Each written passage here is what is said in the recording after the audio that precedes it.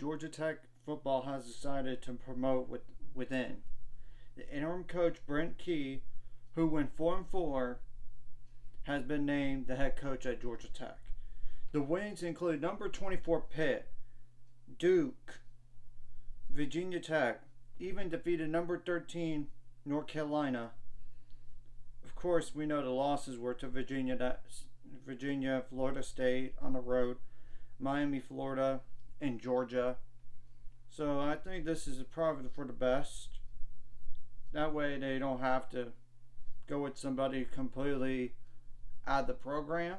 So it might limit the transfer portal situation, but you never know. And he was like the offensive line coach, right guard, or something like that from 2019 to 2022 prior to interim head coach.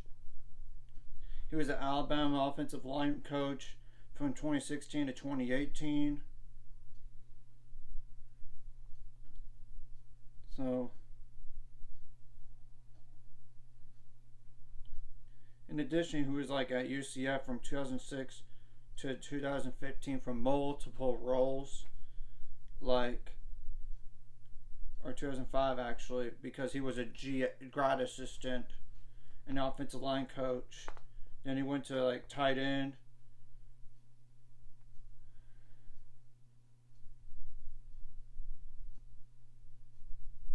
Then a recruiting coordinator, offensive line coach, recruiting coordinator.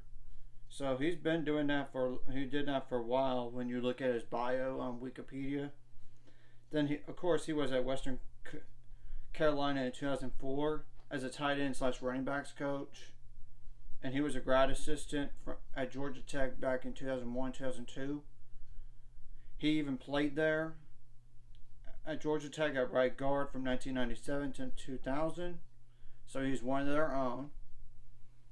So we'll see how they do. And I think Georgia Tech needs to be patient with him regardless, even though he's technically taken over. And he's the Georgia Tech this year overall finished 5-7, but 4 of those wins were by him. So they were 1-3 when they got rid of Jeff Collins. So this to me is a good hire, but it's a little bit of a risk. But we'll have to wait and see what they do in terms of next 3 to 5 years.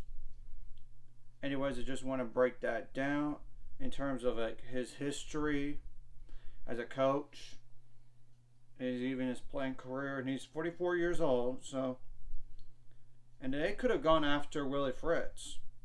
That's probably maybe the only other guy that I would think of maybe Georgia Tech would go take, but it makes a lot of sense to go with that. Like and subscribe if you didn't already. Let's get to 400 subscribers and more by the end of this year sometime in the future.